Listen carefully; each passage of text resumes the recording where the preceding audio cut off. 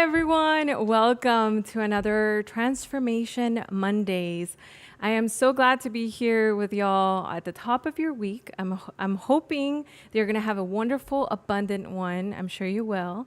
If you're joining me on the chat, please say hello. Let me know where you're joining from. And if you're coming back because you've been here for the last 2 episodes, thank you for your support. I hope you've been learning a whole lot along the way. So my name is Sin Lagos. I am a host here for Adobe Live, and I really enjoy this community. It's been so wonderful to be a part of everyone here who's an educator, and also the wonderful chat that is always often surprising me. Let's jump right in and get to know each other. All right, so I am always dabbling in different mediums. I am a graphic designer, a photographer, and aspiring filmmaker, always trying to learn a little bit of everything. You know, our industry is changing quite rapidly, which is so interesting. So it's an exciting time to be part of this industry, right? I do remember there was a time that I had to inform people, almost explain to people what a graphic designer did. I would say, you see that logo over there? Yeah, somebody made that, which was baffling at the time, but now it's such a cool thing. So yeah, I meddle in a little bit of graphic design. So this is some of the work that I've done here on past streams, which has been super exciting. So I encourage you that if you weren't here live with our crowd here on the chat, that to definitely watch the replays and check out all of the different streams. Let me say hello to the chat, which is definitely one of my favorite parts. Okay, I see y'all here on Behance. We have Voodoo Val, we have Clever Devlin. Ooh, what a cool name.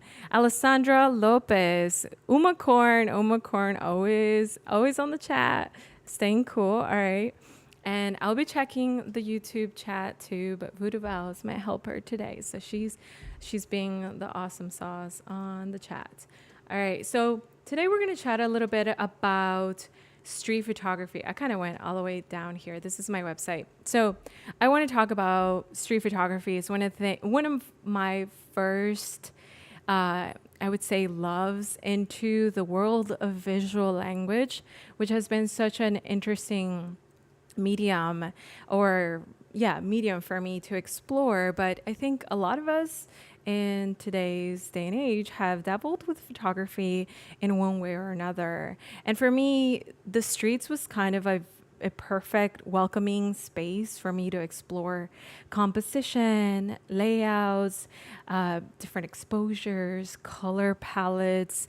And I found myself quite often being driven by things like geometric shapes, stark shadows. A lot of that was highly influenced by my graphic design background.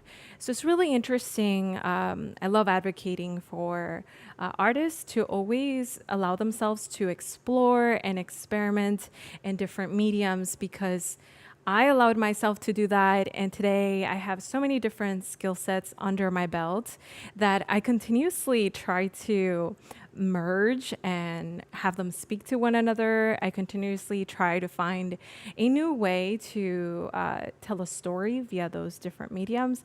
And it's been a whirlwind of fun, right?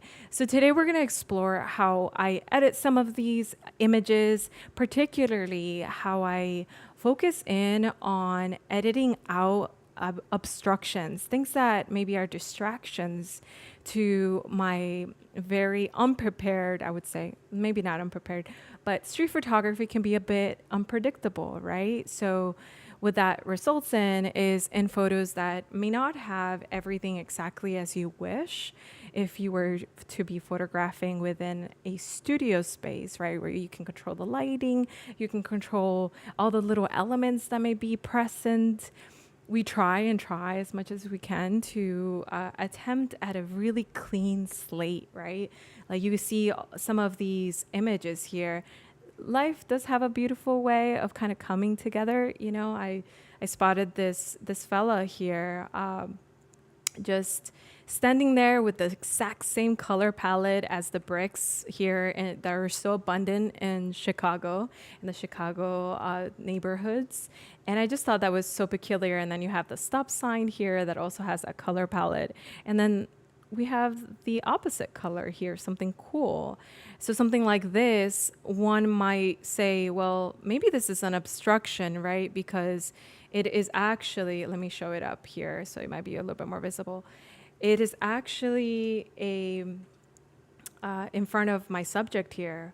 But let's walk through some of the images here that I've brought in as samples for us to explore the philosophy of editing something as delicate as street photography may be, or even in general, if you're photographing fashion or photography that you want it to come to a place where you feel content with the final result. And it is a post-editing TLC kind of moment, right?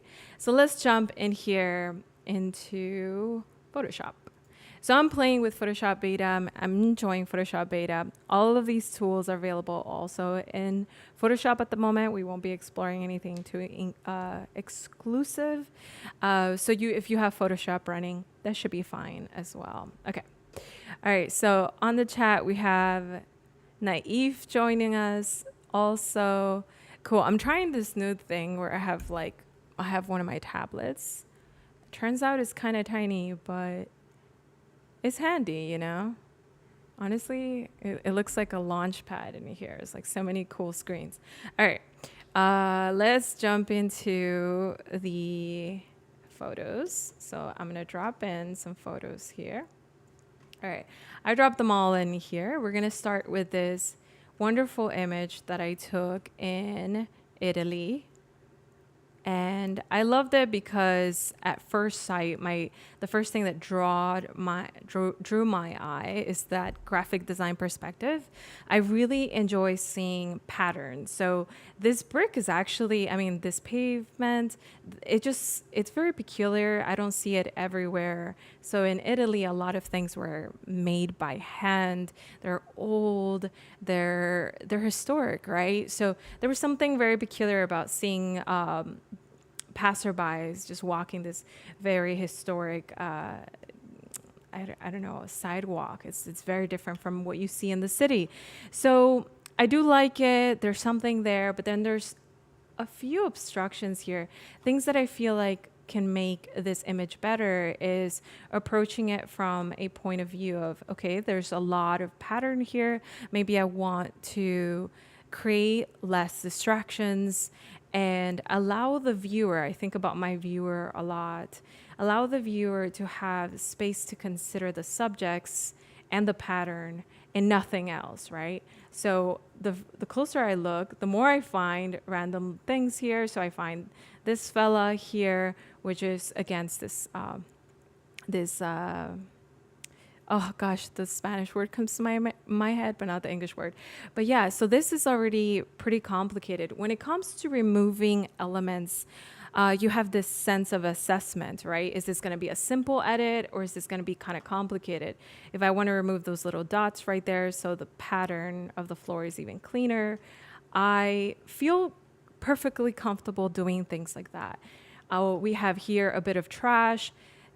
Things of that nature, from my perspective, are not adding to the story. If that peculiar bit of trash there was very cognizant of the environment, you think about New York, sometimes the trash on the street is a story being told in itself. But maybe it's not doing anything here, so we won't miss it. So in that case, I think to myself, yeah, I think I can remove that. This is not neither inside the frame nor outside the frame. So it's one of those situations where I can say, you're not helping the story, so we can count you out, right? So how would I approach that? There's several ways that we have in Photoshop to accomplish removing objects, elements, backgrounds. We have a plethora of tools that are really, really cool. I wanted to dive a little bit deeper today into a tool that I've been really enjoying, the remove tool, right? So it's slightly different from other tools that we have also available to us. So like the spot healing brush, you might think, I use the spot healing brush, it does the trick. It depends on certain scenarios, right? So we're gonna explore some of them here today. So as we get started, I just want to show you here the edit toolbar, which is in these three little dots right here on our left-hand side, this little ellipsis. And when we click on it, we're going to find edit toolbar. Okay. So in here, we're going to find all of our different tools so that if you don't see something here on the left-hand side, you can actually locate it in your toolbar. But more importantly, it actually encourages you to customize your toolbar. This is a space that you spend a lot of time in, so it is definitely cool to be able to make it your own. So if I go in here and find, for example, the letter J is a shortcut for anything that has to do with removing obstructions and things on our scene. So we have the content aware tool, move tool, the patch tool, healing brush, remove tool, spot healing brush tool. And that all sounds very similar to me, very much the same. So I definitely got really curious about delving into why would I choose one over the other. And I found myself often going to the remove tool because in certain scenarios, the other ones wouldn't win as much. So I'm going to actually bring this one all the way here to the top and back into that remove tool folder. There you go. So now it's still part of that folder that's going to exist in here, but it's going to be at the top. So the first time I hit the letter J, it's going to be the first one I have accessibility to. So that's already more helpful because I know that's the one I want to play with. So let's start with the spot healing brush just because I want to show you or demonstrate how this one would take effect if we were to try to remove this particular visual obstruction in this case, right? So this isn't doing much for us. He's just there. It's not really helping. Now, I did do a very wide selection there, and you can see it didn't do that good of a job. In fact, this, I would reserve it for things like this. Like there's a little bit of a speck there. I might reserve it for removing a speck, right? Tiny little details that are easy. I think about them as problem solving, right? So if this problem is an easy problem, spot healing is the way to go, right? But if I'm going to go in here and try to retouch it with more detail, I might have a better chance at it. But you can see there, it does these strange things that don't quite work out, right? So let's continue here because I'm going to try. Maybe it works. Maybe it works, right? So I'm losing a little bit of the frame that we got going on here, which is historic. We don't want to remove it. We just wanted to remove this fella here so it doesn't feel like this is some kind of 007 mystery scene that's about to happen because that's not quite the story I am telling. So let's leave that there. I'm actually going to go into my history here and create a snapshot and just call that spot healing.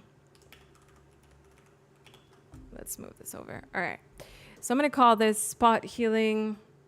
And oh, Voodoo says these images are amazing. Thank you. Yeah, definitely a lot of potential for major storytelling. It definitely takes a little bit of time to take care of the image, to remove these obstructions, and allow the viewer to see the things you specifically want them to see. So at the moment, we created a snapshot, and we have ourselves that spot healing brush there. But I don't really enjoy that. I may want to attempt at doing, for example, you might think, we can do a rough selection here. And we can do a generative fill. But at that point, we're crossing over to images that don't quite exist. We're considering here removing, not adding imagery. So I'm hyper focusing on that element, right? So I might want to go into content aware fill, which is quite peculiar in its own way. In terms of levels, I find content aware fill a very good fit for a problem that is a little bit more complex, right? A visual problem that is more complex. In this case, it's actually taking into account the surroundings, and the results look a little like this, right? So let's hit OK there just to see what it would look like. Yet still we're losing our frame. So that's something that we want to be able to keep in mind. Let's create a snapshot of that.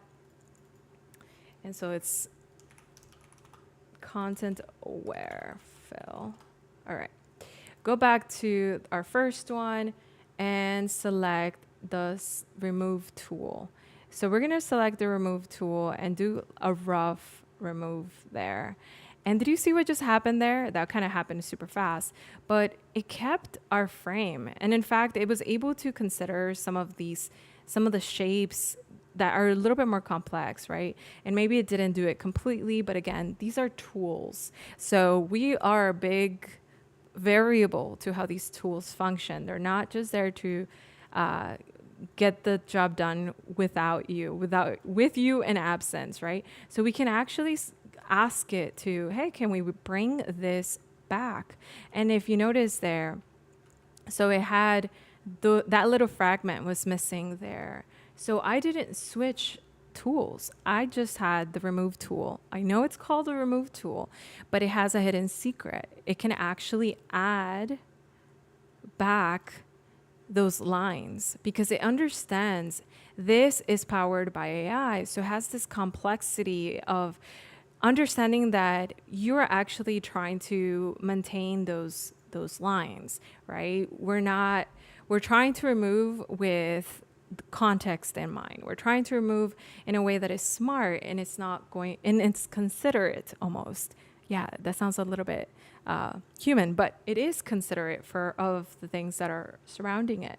So if we look back at our spot healing brush, this is what happens. We look back at our content aware tool, we lose our frame, and then we can go back here to our remove tool and we have our frame there. So now these are the things I want you to take into account as we continue to explore all of the different layers.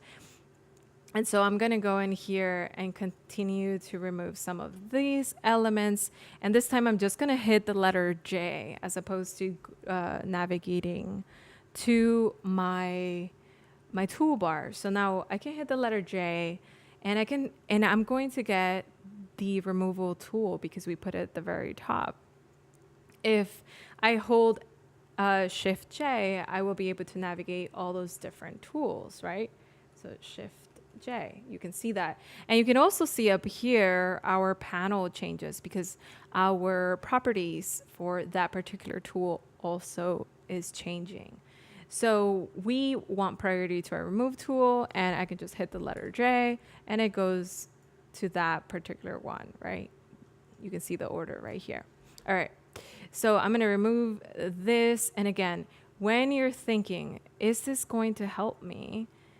Is this part of my story when it comes to photography? I know that a lot of photographers have this question. It's something that just kind of aches at your heart because you think to yourself, well, to some degree, this is what I capture. So maybe I don't want to remove that. And that is absolutely fair. I think in journalism, there's a level of integrity that you do not want to meddle with. But once photography or street photography starts to transfer over to the fine art space where you are a curator, right? So you play a role in the way that your photograph is presented at the end. I think that allows room for you to be considerate of what you remove, what you present, and therefore what you remove. And that's my personal opinion on it. And that's how I feel that I can approach some elements. If they're not helping my story, I don't necessarily want them in my image. And if I'm lucky, I was able to consider that during the shot. So I was able to move over to the left, keep that trash bin out of the scene, or move over to the right and, remove this obstruction here, but sometimes that means you lose the moment where the person's passing by. And that's a big price to pay, right? So we want to be able to be cautious about how we allow some of those uh, changes to happen in post editing. So now I'm going to show you something here. We have this giant obstruction, and in fact, it has also a shadow to accompany it. So it's a little bit trickier that way because as I'm holding the mouse right now, and if you have a pen, a digital tablet, you're going to have to be holding it here because as soon as I let go, it's going to be making those changes immediately for me. So that happens because we have the remove after each stroke enabled, right? So we often want that because we're editing on the go and that kind of makes sense. But in this case, I wasn't quite done making my selection and already as soon as I let go of the mouse, it made that change based on my selection. I don't think I was able to give it enough information to make an accurate change. So I want to be able to remove in my properties panel, I want to be able to remove that option, remove after each stroke, right? Let's see.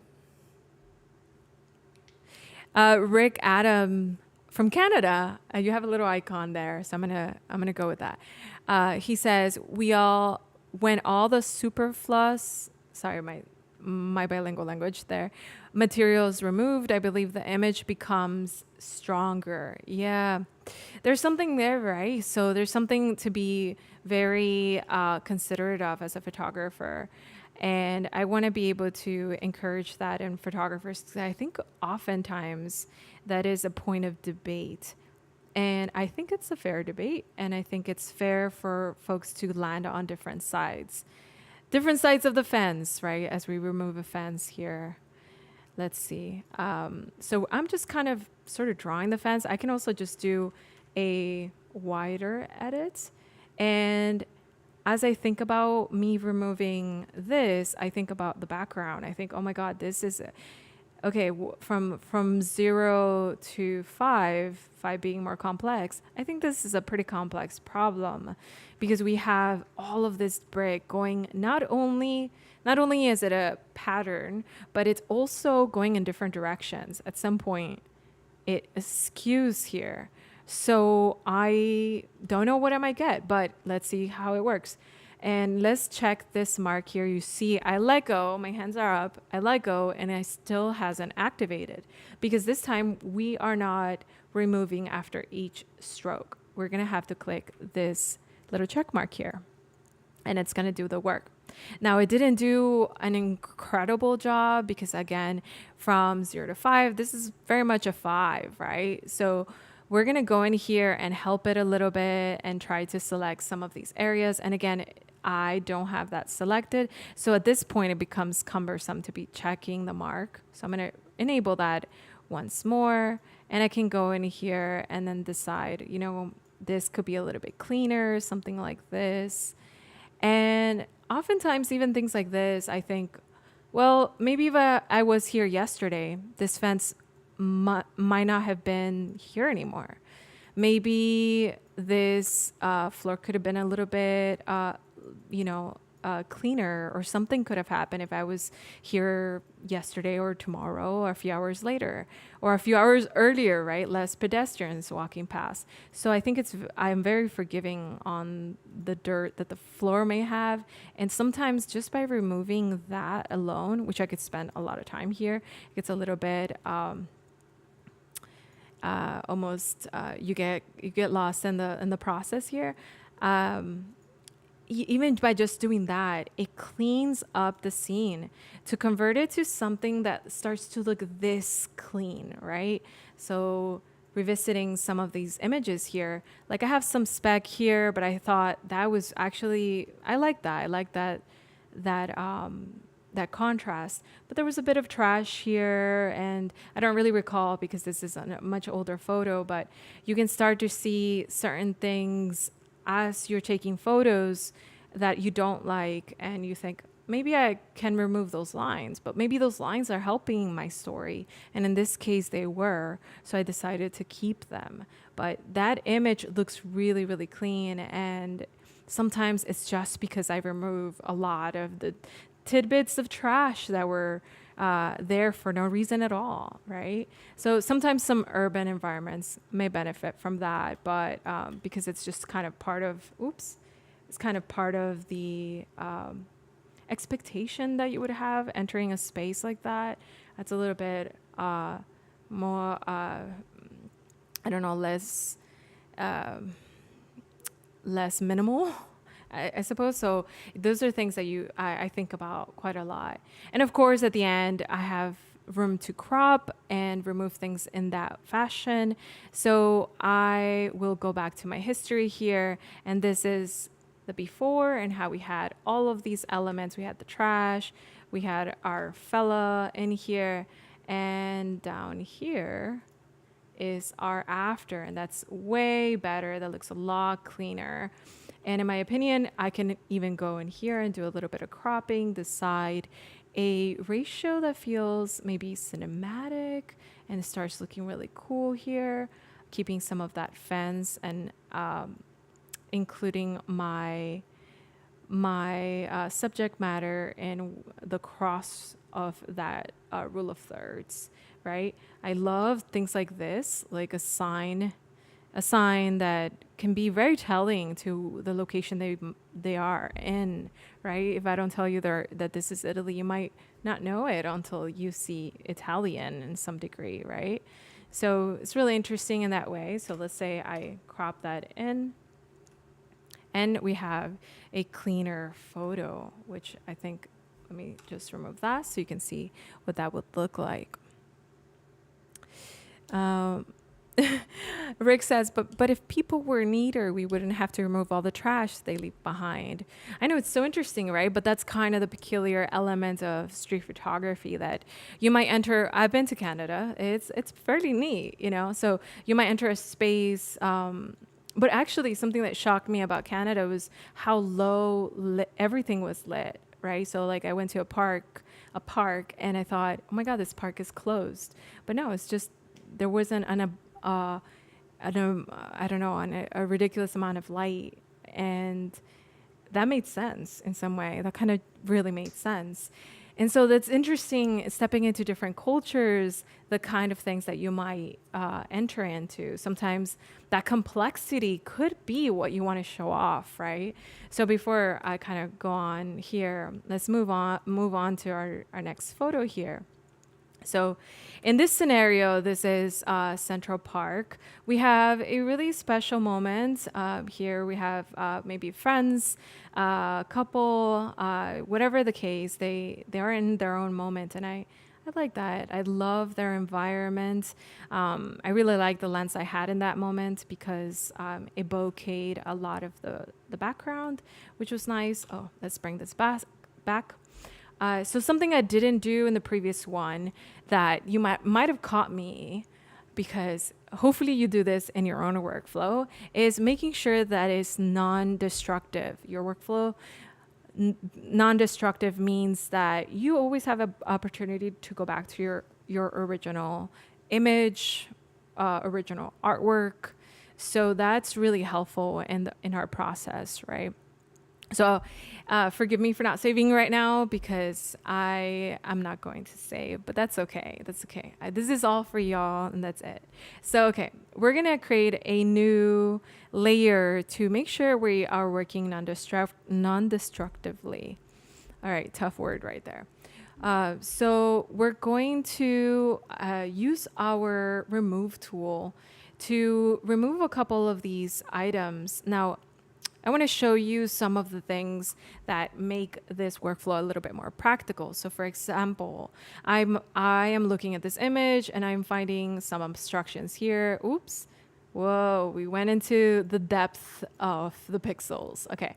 So we have this obstruction right here. We have this one right there. It's like some kind of paper. Beneath that, there's something else there. We have some strange objects here, completely unnecessary. You can argue that's a leaf, so maybe it's okay. And then maybe this here, I might want to remove it just for kicks and giggles. I'm thinking I like their color palette a lot more without this object here, right? Just even a good exercise to have is to squint your eyes and see what is the most predominant elements that you see when you squint your eyes. And that to me at the moment, it looks like you see the couple, but there's a blob right there to their right. So it's a little strange, right? So I might choose to forego it. It's not doing much. We can live without it, and so on and so forth, right? So let's give that a go. Okay. So let's give that a go. I'm going to try here to attempt to spot heal it.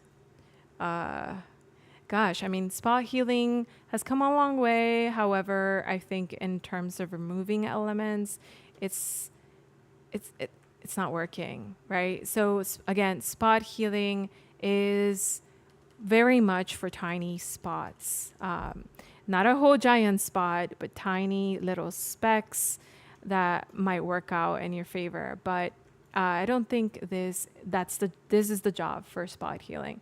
So let's go to the remove tool here. Oh, let's give this a try. Let's give content aware fill. Now let's go to the remove tool because I want to get through some of these images here. So I'm going to go into the remove tool, and like before, I can do that. You can see it started to remove.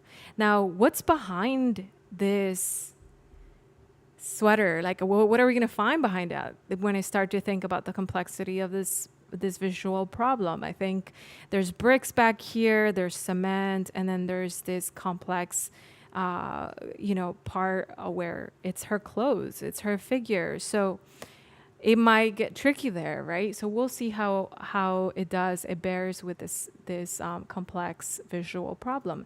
Let's remove remove after each stroke. Let's disable that. So I can do a formal shape here, formal selection. That feels a little bit more fair.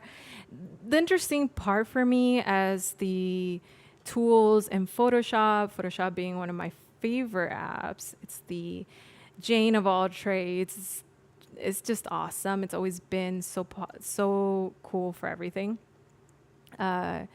It's evolved a lot, and a while back you had to be so neat with your selections. And now, in fact, you have to find yourself selecting a little bit of the outside area in the efforts of creating more context. And that's so interesting to kind of shift that mindset.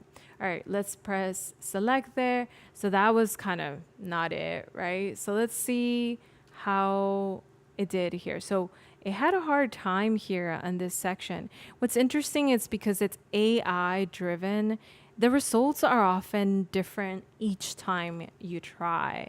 So I found that to be very peculiar because it isn't quite the case for some things, right? Oh, by the way, I can just increase the brush and make that selection a little bit faster, right?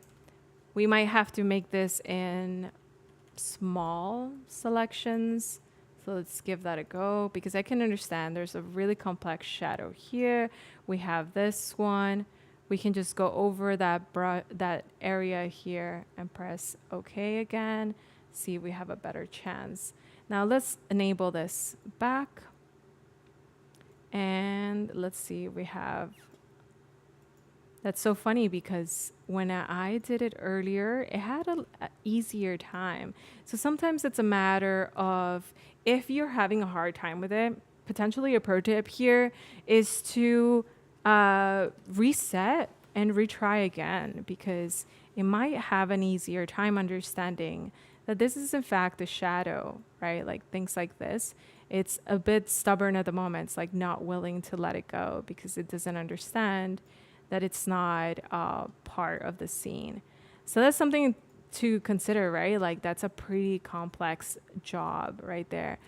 And before I was able to get this part here, which is rather interesting. But nevertheless, you can start to see the the pavement gets generated as I paint. So even though it's called a removal tool, it's not quite only reserved for removing it. I've found that it also adds to your scene, right?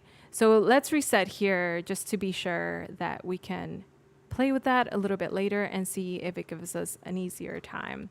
In the meantime, let's move on to this, these obstructions here, right?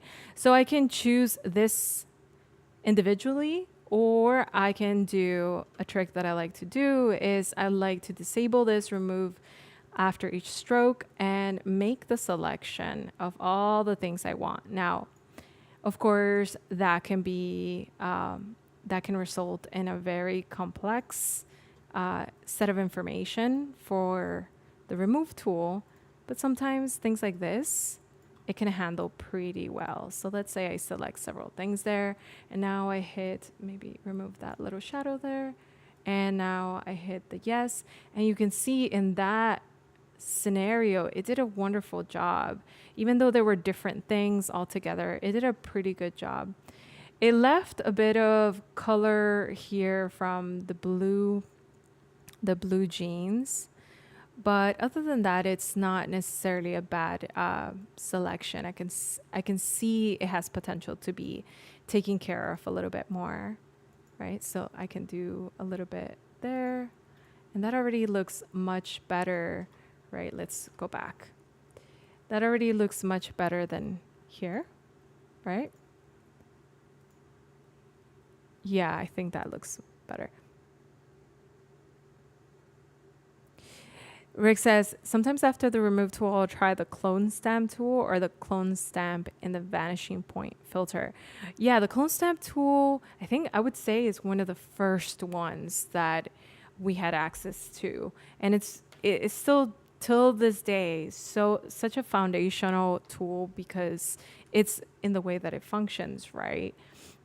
The stamp tool right here, the clone stamp tool selects an area. So you got to select an area, and then you're able to clone stamp that over to another area, and so on and so forth. And that's pretty easy, pretty simple. So nothing can go wrong there, but it's not as fast as some other tools. So it is a foundational one. I keep it in my arsenal nevertheless, because it always has a moment of triumph. So let's see if we can give this another go. Maybe I can try just doing this. The color black can be really stark too for this to function. So again, that could be really hard to remove. And it's in these scenarios where you can start to see. That's so funny because we had an easy time earlier. But I am persistent. So let's see if this is going to give us a different return to our investment today. No. There's a lot of elements here that are playing a role. I would say if you would have to assess it, it has to do with color. Definitely the patterns play a role here. So we're going to let it be.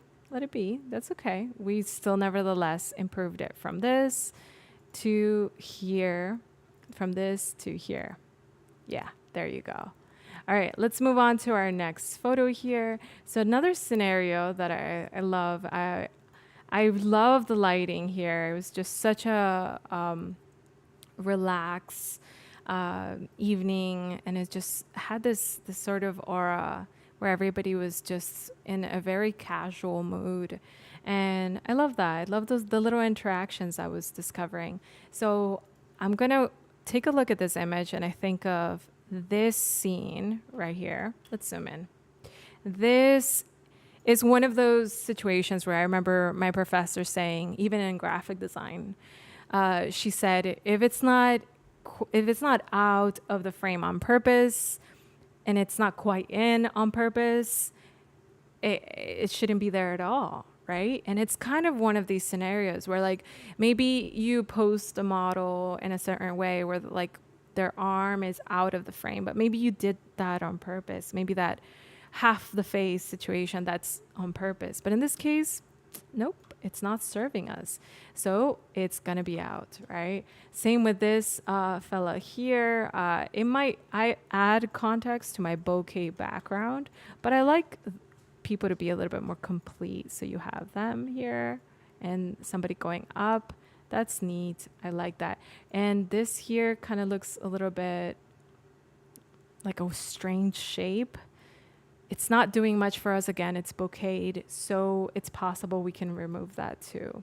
So let's go in here, remove after each stroke, and go into our layers, work non-destructively.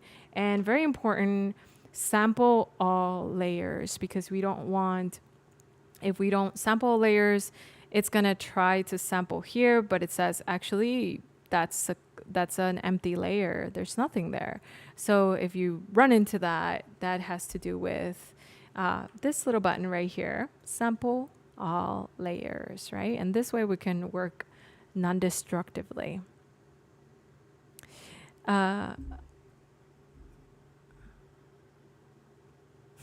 Okay. So Voodoo says, sometimes with things to have patterns like this, I like to snack a swatch from another space, line it up, and blend it at the edges with the tools. That's a good alternative. Yeah. Something like that can be, it's interesting because although it is nevertheless a complex problem, I would say that in the evolution of Photoshop, it's gotten to be like something you can solve faster and faster and faster. Even if it takes 4 steps, let's say this time it takes 4 steps, it would have taken you 10 steps, maybe 4 or 5 years ago. Some time before then, it would have been impossible. So yeah, there is a certain kind of appreciation that I have for post editing where we can think about a solution and achieve it in a matter of maybe 2 to 3 steps and not concern ourselves with it too much, because what if you don't like it afterwards and you're like, wow, I just spent all that precious time where I could have been out photographing some more, or I could have completed my portfolio. I could have really added these up on Behance. I mean, there's just so much there that we have to think about as artists. And so I think it's a beautiful thing that the Adobe ecosystem is often attempting to speed it up, Speedy Gonzalez, like just really get it to be more efficient. And efficiency is part of the game because then it allows room for more creativity. I know you've heard that before, but generally, have you been in those moments where you're like, gosh, if this wasn't so tedious, if this didn't take me so long, I could have done something really creative. Well, I think that is something that has been improved upon, in my opinion. Just being in this for 10 years is just something you get to see as you go. I'm like, oh my God, y'all have it so easy. Back in the day, no, I'm just kidding. I'm not going to do that. I'm going to try not to do that. All right, so let's see here how we're doing. We can see the before and after. Let's turn off this. You can see those elements were removed, and even this right here that was really close to her scarf, we're able to remove it, and it already looks a lot better, right? Again, yeah, I have my hesitation removing something that is part of the architecture, but in this case, it wasn't doing quite much. I dare say those are like recycle bins. So it's not helping, right? So if I squint now, I can start to see clarity. There's a lot less obstruction. And when it comes to the pavement, also very complex, it did a fairly good job. I would go a step further and try to heal a little bit. Well, I call it healing, but it's not a healing brush, right? So yeah, it's because it kind of cross-contaminated there. And so you can see even those lines got recreated. Let's say That is our edit folder. And remove this. You can see, oh my God, was that a little dog? Sorry, my friend. I love dogs, but you didn't make it in the photo. And it would have been nice. But okay, so we can improve your images just by being more conscientious of how you can remove any potential obstructions using the removal tool. And again, working non-destructively is going to be really vital. I like to consider things as I go, but I find myself, how would I say? I find myself using any removing parts, like removing part of the process. I find myself doing it first before doing any post editing. Some of these images have been post edited for us just to demo, but I do find myself exploring the editing tool here, because when we go to Lightroom, for example, you have some opportunity to do something, but it's not as complex as what you can find here in Photoshop. So I would find myself editing in here better. Yeah, share with me what is your preferred workflow. If I was to go into this, for example, we have a very complex tree. I have the selection here reflected in green. This fella here is being selected. I would say, actually, I don't want that selected. I just want the tree selected, right? So if I was to do that, it gives me an option of the tree, and it did a great job. So there are certain moments where content aware feels pretty good, but then you see this selection here. Whoa, that's gnarly. That's not gonna work for us. I just wanted to remove the post from above this person's head. Unfortunately, my focus was a little off, and it was really sharp on this lamp post. So I would make I would have to discern what can I remove, what is better to remove from here that is not gonna be an abstraction. I know it's hard to say goodbye to a lamppost, but it's sticking out of his head, and it's like the strangest thing. And I think that it did a way better job than what we had before, right? It doesn't look as noticeable, and so already that image looks a lot better. Yes, I know I did it destructively in this case. Command Z is my hero, unless I go too far in and I can't Command Z anymore. Is that still real? I don't know that I've done hyper layers in Photoshop. Don't do that much crazy compositing, but I think there is a point of no return if you are working destructively directly on your layer. Clever Devlin, still like that name. The non-destructive is great for when I retry. Oh, I return from interruptions and notice a glaring mistake I totally overlooked. That's funny. It's funny that it was so glaring, but you overlooked it. It happens to all of us because it's part of, I would dare say it's part of the process. It's like there's a point you stop seeing. Oh, I closed it. Oh, well. There's a point you stop seeing what you're doing. There's a level of discernment that has to happen kind of at the very start. And it kind of becomes very ambiguous as you your hours into the process, right? And, I relate to that. I relate to that a lot. I definitely had moments where I've had to say to myself, you know what?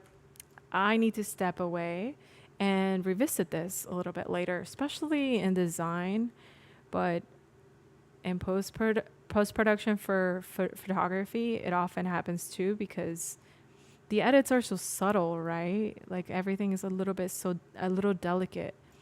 Like in this case, I like the pair here, and I like things in threes also, but in this case, the fella who's there, he's looking in a different direction. His eye line is above their heads. If they were staring at each other, if they were about to have a conversation, I might feel like he's more of an important person. I even like the fact that he's turning around, like he was stopped in his tracks. But that wasn't the case, right? This is somebody maybe heading into a different train station. And I think it might be more beautiful to leave the ambiguity here. I like the shadow back here. I kind of wish it was over here. So then that would be the line of sight. But I think the real key element of this image is gotta be the light, the light. Sometimes leaving your characters, your main characters, as ambiguous characters, it allows the viewer to have a bit of an opportunity to complete the story. So it's open for interpretation, and that's one of the beautiful things about photography that I genuinely enjoy. It speaks to me quite a lot. Let's see. We have a little bit of time left. We covered a lot. Okay. Yeah, Voodoo says the same. After you start a project long enough, you become blind to problem areas. Absolutely. All right, I think we have time for one last one. Oh gosh. Oh gosh. Oh gosh. All right. We have a very interesting one here. This is actually me. This is an experiment I was trying to do here. Um, this gosh, I forget the name of this place, but it was the first time I was here, and it's a very I'm sure you all know it's in New York, yeah. And it has all of these mirrors, and I thought it was really cool to kind of play with that uh, reflection, you know, instead of taking the usual photo. And there's a lot of people there, so there's this certain pattern that ends up just enveloping all of the mirrors. But I don't like this sticking out. It just kind of takes away from the view of the outside. So I might want to remove that. And I have my hesitation removing things from architecture, but I felt like in visual problems, this one felt like a complex one that I wanted to demonstrate because of all of the buildings that are back here. Look at all the buildings, right? So there's a lot to discern for the program to like figure it out. So you can see the water looks a little funky there, but for the most part, it did a fairly good job. And I want to be able to say, I think with my graphic design background, I often find myself wanting to achieve geometry. Let's hit Shift X here. And doing that geometry here, for example, in a 4:5 horizontal ratio, feels a little bit cooler, right? Even though it's a complex space and it is a skewed angle, I know that might kind of work in my favor. And now without that obstruction that was there, I feel a lot better because it looks, let's see, open and to crop. It looks really cool, right? It looks really interesting there. Oops, I kind of went too far there. Okay, so these were the other photos I had. I want to show you one last one here. I keep saying one last one. It's like when I go to a concert and the singer's always like, one last song, and then they keep going. All right. So when it comes to editing things like fashion, I like to think about, like, for example, in this case, of course, we can go into a complex edit of her skin. Her skin's gorgeous to begin with. I love it already. But there was like a little bit of I don't know what this was, but you know, we were in an outdoor environment. Actually, we were under the Brooklyn Bridge, so you know, things happen. And so I can remove that. That is an easy spot healing brush issue that I can remove if I needed to also. But for example, if I want to fix like hair, things like this, look at this scenario, right? You have this hair that's like way out. If I want to remove it, I might want to do something like this where I follow it through. And you see, it still keeps the rest of it. And I find it to be really important whenever you want to have a little bit more control of your final fashion edits or anything under that criteria.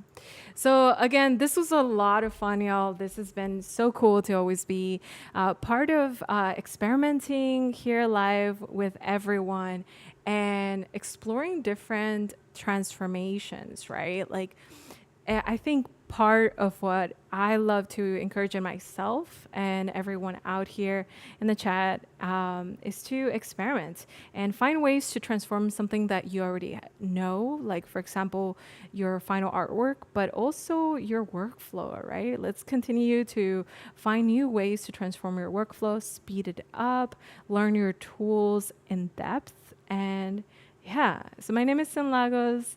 I hope to see you here on the next one and see you next time.